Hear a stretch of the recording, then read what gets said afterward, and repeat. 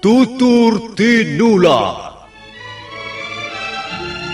Kali ini mengetengahkan episode pertama dengan judul Pelangi di Atas Kurawa.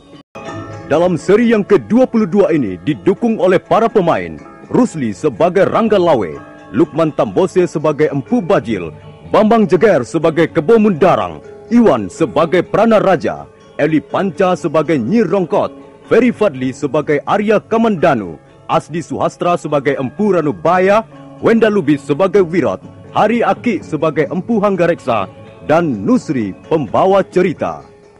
Selamat menikmati.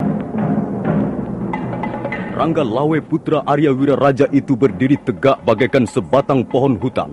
Lengan dan urat-urat di lehernya berkilat-kilat, sementara wajahnya merah bagaikan arca Batara Wisnu di sepu emas. Orang-orang yang berkerumun di sekeliling halaman rumah penginapan itu tak ada yang berani bersuara, sekalipun hanya berbicara pada teman di sebelahnya. Empu Bajil sendiri mendadak sedikit geragapan begitu melihat keris Megalamat tergenggam di tangan Rangga Lawe. Ayo, Empu Bajil. Jangan kepalang tanggung. Keluarkan seluruh ilmu yang kau miliki. Rangga Lawe siap menebas batang lehermu.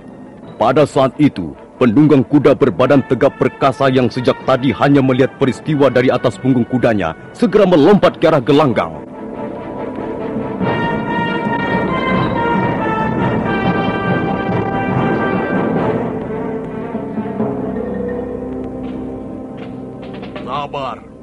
Sabar Tuanku Rangga Lawe.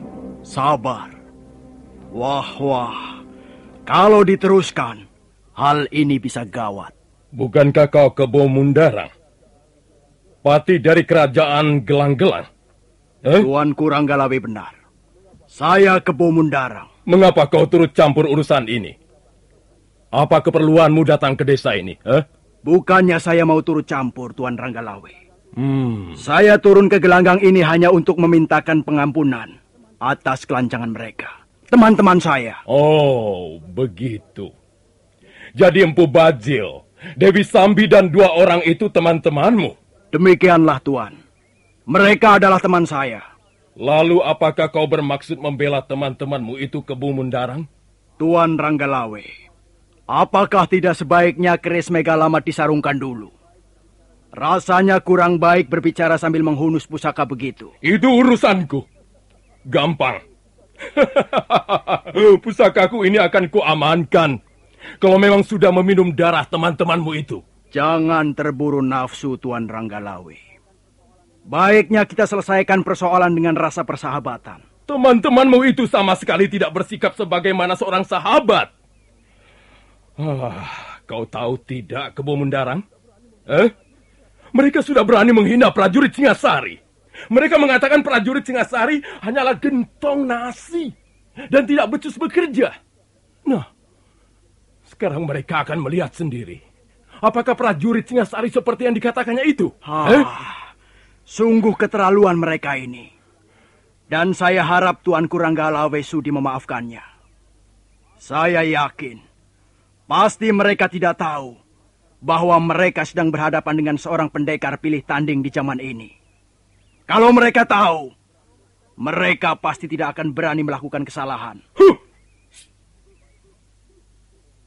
Baiklah, Kebo Mundarang. Untuk kali ini aku ampuni kesalahan teman-temanmu itu. Terima kasih atas kemurahan hati Tuanku Rangga Lawe. Tapi ingat, mereka harus segera pergi dari hadapanku. Dan aku tidak sudi melihat mereka lagi. Kalau sampai dalam perjalananku ke Kurawan ini, dan nanti aku kembali ke Singasari, mereka bertemu lagi denganku di jalan, aku pasti akan membunuhnya.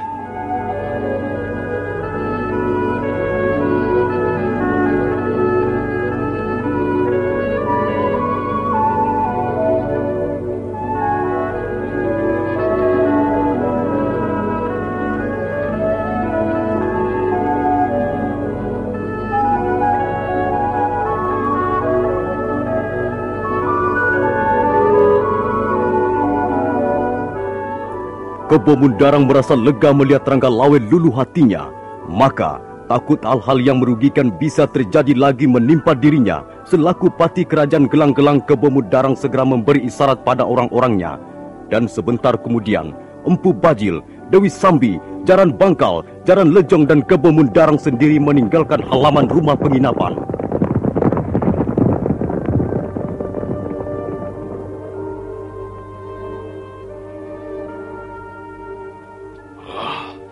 Aneh sekali. Mengapa seorang pati kerajaan Gelang-Gelang seperti Kebomundarang menjalin persahabatan dengan orang-orang seperti itu? Nampaknya Empu Bajil dan kawan-kawannya itu bukanlah seorang pendekar yang berwatak ksatria. Biarlah, itu urusan Kebomundarang sendiri.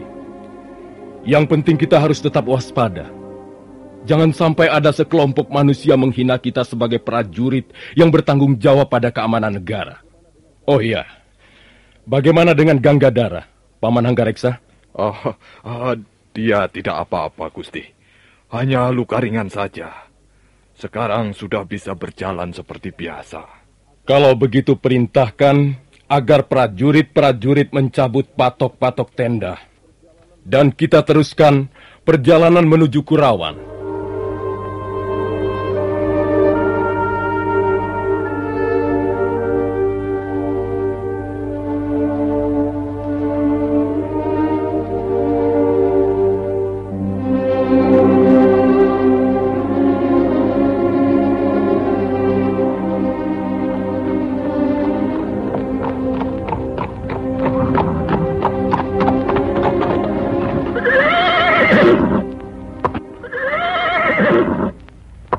Kakang Bajil.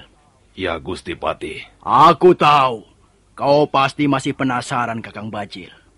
Tapi aku mempunyai pikiran sedikit lebih jauh. Nah, kukira tidak ada perlunya bentrok dengan prajurit-prajurit Singasari untuk saat sekarang ini. Memang, saya masih penasaran, Gusti Pati. Setiap bertemu dengan seorang pendekar tangguh, saya pasti penasaran. Sekarang ini istana Singasari dijaga oleh sekelompok pendekar tingkat tinggi. Pendekar seperti Ranggalawe, Lembu Sora, Kebo Anabrang, Nambi, Banyak Kapuk, dan Diah Wijaya menantu Sang Prabu sendiri. Adalah pendekar-pendekar yang patut kita perhitungkan.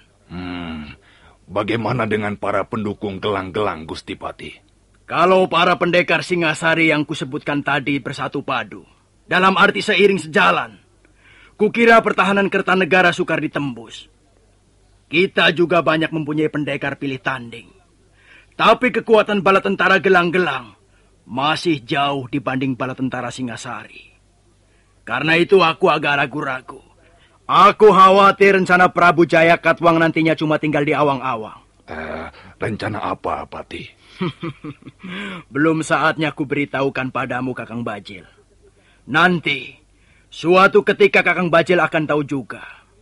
Sekarang yang penting, kita bergerak secara perlahan. Kita sebarkan pengaruh. Kita mencari orang-orang untuk kita gembleng menjadi prajurit. Pokoknya, kita harus menyusun barisan yang kuat. Bala tentara yang jumlahnya mampu mengimbangi bala tentara Singasari. Dan setelah itu, kita tinggal mengintip kelemahan Prabu Kertanegara. Begitu dia lengah, nah, kita serbu Singasari. Ya, kita serbu Singasari. Kalau begitu, Prabu Jaya Katwang sudah merencanakan mau berontak pada pemerintah Singasari. Akhirnya Kakang Bajil tahu juga. Baiklah, mari kita lanjutkan perjalanan ke Gelang-Gelang. Aku khawatir Sang Prabu Jaya Katwang sudah tidak sabar menunggu kehadiran kita.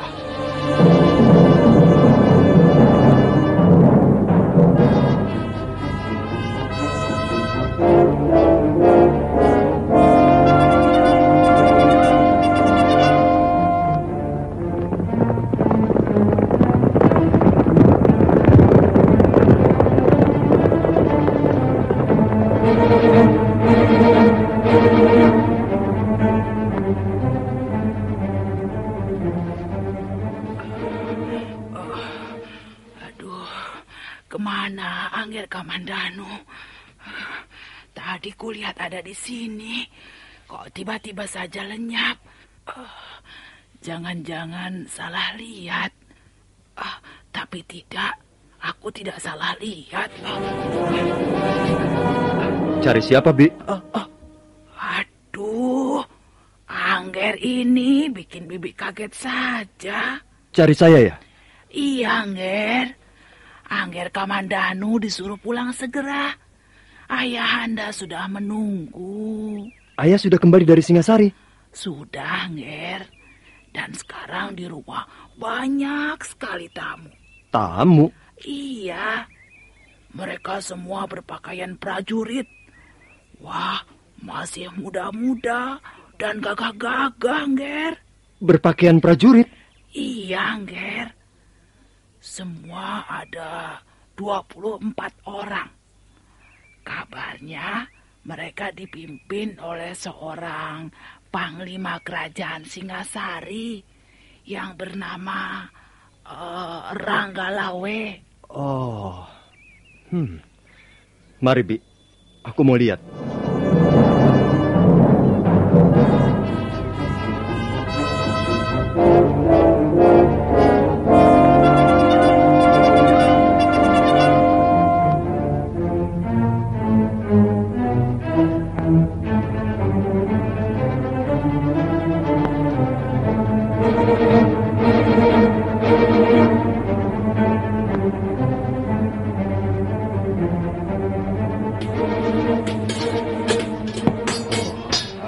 Prajurit-prajurit Singasari ini pasti mengemban tugas dari Prabu Kertanegara.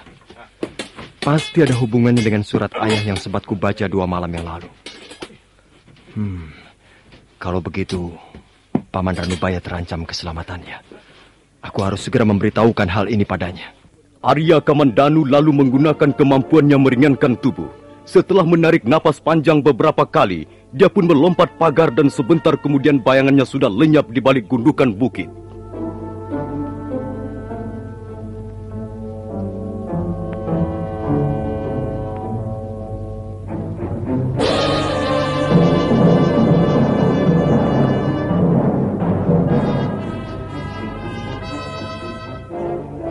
Arya Kamandanu terus berlari bagaikan terbang. Tubuhnya bagaikan seonggok kapas kering yang tersapu angin badai. Kadangkala dia melintasi daerah tegalan, kadangkala melewati tanjakan bukit ataupun menuruni tebing. Dan sebentar kemudian, Arya Kamandanu sudah memasuki halaman rumah Empu Ranubaya.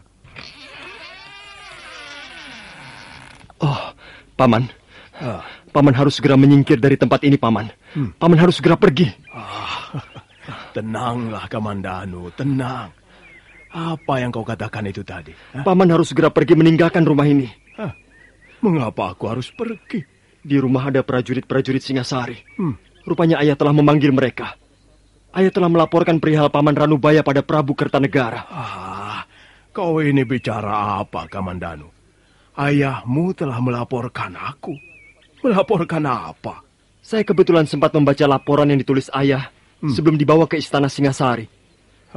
Dalam laporannya itu ayah telah memfitnah Paman Ranubaya. Memfitnah bagaimana? Ayah mengatakan bahwa Paman pantas dicurigai. Paman telah menghina pemerintah Singasari dan bahkan menghina Prabu Kertanegara. Karena itu Paman Ranubaya harus ditindak dengan tegas. Guru, di luar ada yang ingin menemui guru. Saya sudah berusaha menghalangi. Tapi dia terus mendesak, Guru. Siapa dia? Tuanku Empu Hanggareksa. Baiklah. Kamandanu, kalau ayahmu tahu kau berada di sini bersama aku, tentu akan terjadi hal-hal yang kurang baik. Lebih baik kau bersembunyi saja di ruangan sebelah. Baik, Paman. Bagaimana, Guru? Apa dia saya persilahkan masuk sekarang? Ya. Suruhlah dia masuk sekarang.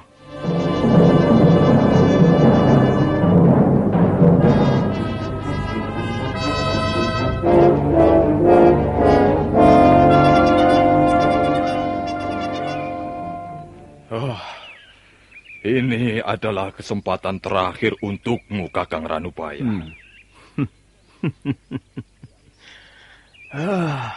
Sayang sekali, Hanggareksa. Apa yang kau sebut sebagai kesempatan terakhir aku tak bisa memanfaatkannya dengan baik. Prabu Kertanegara adalah raja yang arif bijaksana. Beliau cinta ilmu pengetahuan dan mempunyai wawasan yang luas, Kakang. Aku mau menambahkan satu lagi ciri khas raja yang kau sembah dan bangga-banggakan itu, Hanggareksa. Dia juga suka minum tuak sampai bermangkuk-mangkuk. Iya. Manusia pasti ada kekurangannya. Tak ada manusia yang sempurna. Nah, sudahlah, Hanggareksa. Tak ada gunanya kau membujuk aku. Kalau pohon sudah ditanam dan dia mau tumbuh dengan baik, kau tak akan mampu membedolnya dari tanah berikut akarnya. Ya, memang Kakang. Pohon itu tak mungkin dibedol. Nah, tapi karena dia dianggap mengganggu jalanan orang, bisa saja ditebang. Berapa orang prajurit yang telah dikirim Kertanegara untuk menebang pohon itu, Hanggareksa? Tak akan aku mengatakannya, Kakang. Kau akan melihat sendiri nanti. Sebenarnya sangat disayangkan kalau hal ini sampai terjadi. Nah, aku permisi.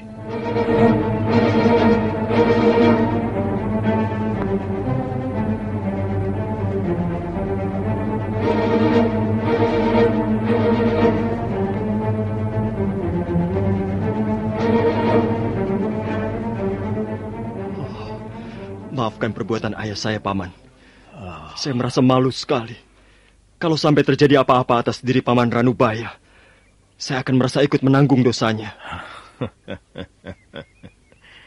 Janganlah kau berpikir seperti itu, Kamandanu. Buatlah garis pemisah yang jelas.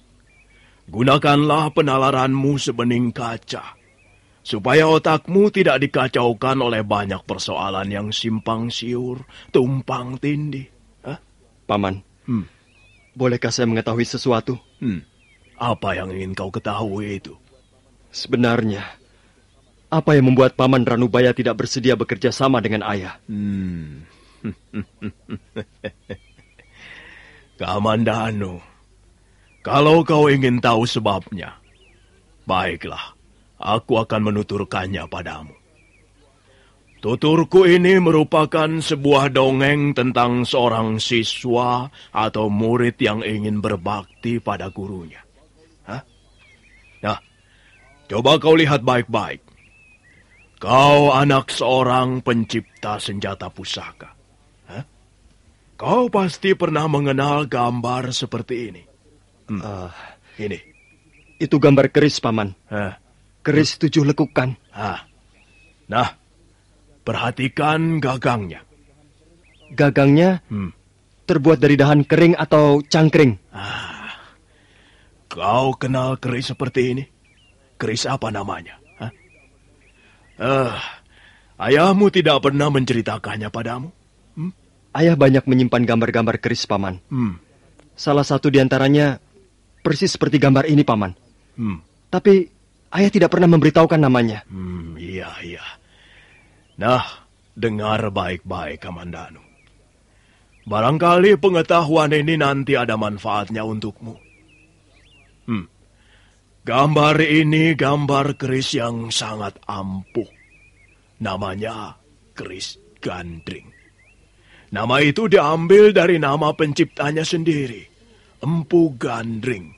Sekarang keris itu ada di mana, Paman? Tak seorang pun tahu keris itu sekarang ada di mana.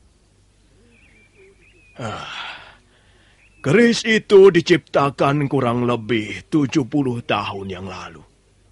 Dan keris itu dibuat untuk memenuhi pesanan Ken Arok, pendiri kerajaan Singasari yang masih nampak megah hingga sekarang ini. Tapi Arok bukanlah manusia yang berbudi. Karena begitu keris selesai dibuat, Arok justru membunuh Empu Gandring. Kisah itu sudah pernah saya dengar, Paman. Lalu apa hubungannya dengan persoalan ayah dan Paman Ranubaya? Kamandanu, Empu Gandring itu bukan hanya tukang membuat senjata pusaka. Dia pun tergolong seorang pendekar yang tangguh di waktu masih mudanya dulu. Dia mempunyai murid hanya seorang. Namanya Empu Bango. Empu Bango lah yang kemudian meneruskan perguruan Gandring. Empu Bango mempunyai murid beberapa orang. Tapi yang paling dikasihi adalah Empu Sasi. Nah, Empu Sasi mempunyai murid lagi, semuanya 3 orang. Yang paling tua bernama Empu Lunggah. Kemudian aku sendiri. Dan murid yang paling muda adalah ayahmu itu. Sewaktu guruku masih hidup, kami bertiga pernah berikrar bahwa kami tak akan sudi bekerja untuk pemerintah Singasari selama yang menjadi raja masih keturunan langsung Ken Arok. Iya. Sekarang menjadi jelas semuanya, Paman. Dan agaknya ayah tidak lagi menepati janjinya. Ya. Hingga hubungan antara ayah dan Paman Ranubaya menjadi kurang serasi. Rupanya ayah lebih cenderung mengejar kepentingan pribadi dan tidak setia lagi pada ikrar perguruan. Sebenarnya aku tidak mau ambil pusing soal ini, Kamandanu. Itu adalah hak dan tanggung jawabnya sendiri. Tapi sekarang masalahnya menjadi besar. Karena ayahmu setengah memaksaku untuk melakukan hal yang diyakininya sebagai sesuatu yang baik. Paman, ya. Saya menyesal sekali mengapa sikap ayah seperti itu. Dan saya minta maaf karena ayah saya telah membuat Paman Ranubaya mendapat kesulitan-kesulitan. Iya. Tapi sudahlah, Kamandanu. Kau anak yang baik. Sebenarnya aku tidak pernah membenci ayahmu. Tapi rupanya memang harus terjadi pertikaian di antara saudara seperguruan.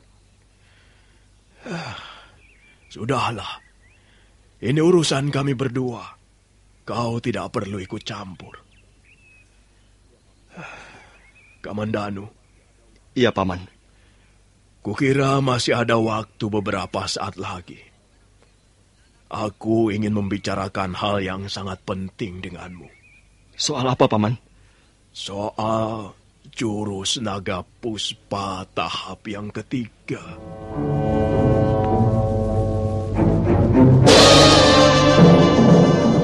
Arya Kamandanu tergugah dari lamunannya tentang ayahnya. Selama ini dia memang baru mengerti 2 tahap ilmu naga puspa yang diajarkan Empu Ranubaya. Nah, pendengar sekalian, bagaimana kisah selanjutnya? Silakan mengikuti seri berikutnya. Sampai jumpa.